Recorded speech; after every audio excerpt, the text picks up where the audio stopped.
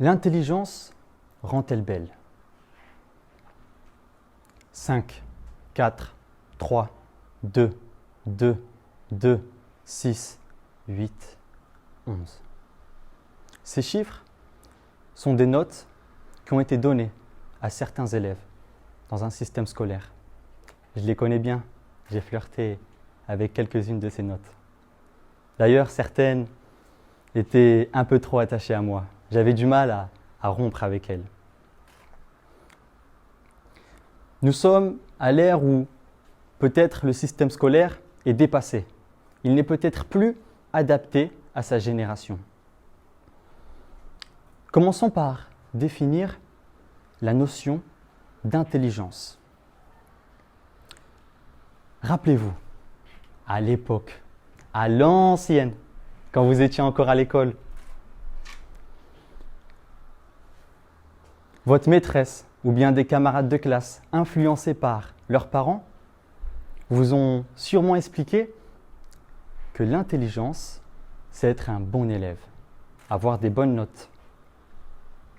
Et à contrario, un mauvais élève, c'est un élève qui a des mauvaises notes. Malheureusement, il n'y a pas qu'une seule intelligence. Il y a l'intelligence scolaire, l'intelligence d'émotion, de transmettre des émotions. Un élève qui ne s'intègre pas dans un système scolaire, qui n'est pas fait pour certaines cases. Peut-être que cet élève-là sera adapté à un autre système, à une formation. Peut-être qu'il sera déscolarisé du système classique. Peut-être qu'il fera un CAP, une formation professionnelle. Peut-être même qu'il sera très intelligent dans une formation de boulangerie, pourquoi pas. Peut-être même qu'il excellera, il sera un maître étoilé. Et peut-être même que sa maîtresse, qu'il a traité de mauvais élèves, ira chercher des pâtisseries dans sa boulangerie.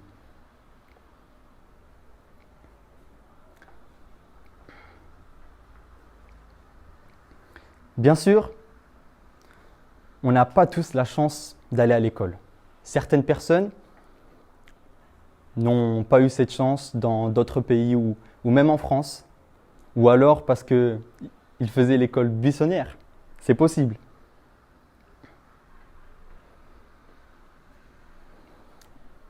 Et est-ce que être intelligent à l'école a influencé votre beauté? Je ne crois pas.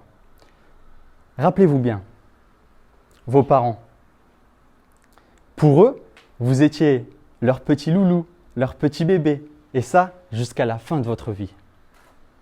Même si vous étiez peut-être un mauvais élève, d'ailleurs, je ne dirai pas de nom ni de personne dans le public, mais certains ont l'air d'avoir des petites têtes de cancre, des petits rebelles.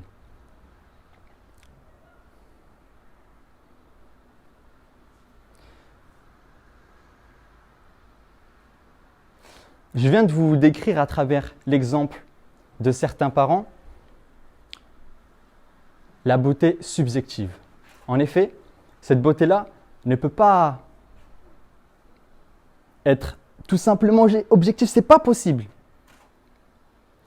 Car la beauté est dans la nature. Comme on dit, l'expression, c'est les goûts et les couleurs se trouvent dans la nature.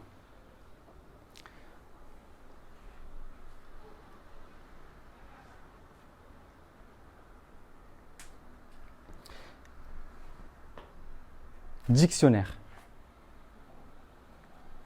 Dictionnaire de la langue française maîtrisé par cœur. 3 langues maîtrisées aisément. Mathématiques supérieures aussi maîtrisées. Je viens de vous décrire le palmarès de mes compétences. Est-ce que vous pensez maintenant que je vous ai transmis cette information de ma part, que je suis plus beau qu'au début de cette présentation? Je ne pense pas, je l'étais déjà avant, bien évidemment.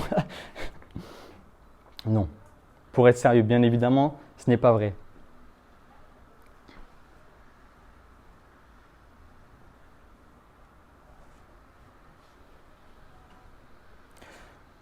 Et si Et si l'intelligence ne rendait pas beau, mais rendait-elle plutôt laid?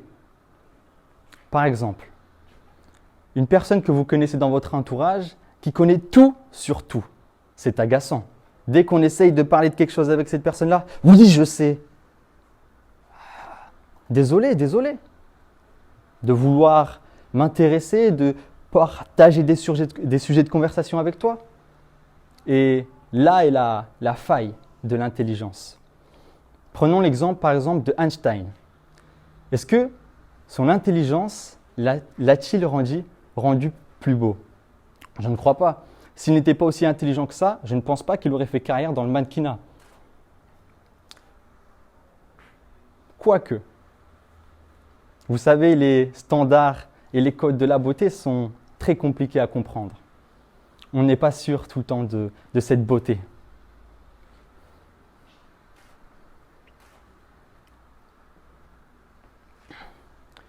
Je vais vous partager un petit texte que j'ai écrit, un petit slam.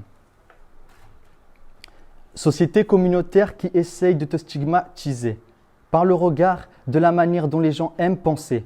J'en ai rien à faire de ce que j'ai l'air et je reste fier finalement. Je préférais l'école primaire. Même avec un cul négatif, je vais tous les faire taire. Prêt à tout, à me foutre en l'air comme Thomas Pesquet. Je vais tous les choquer. Quoi? Je suis beau, moche, bête ou intelligent? Personne ne m'arrêtera.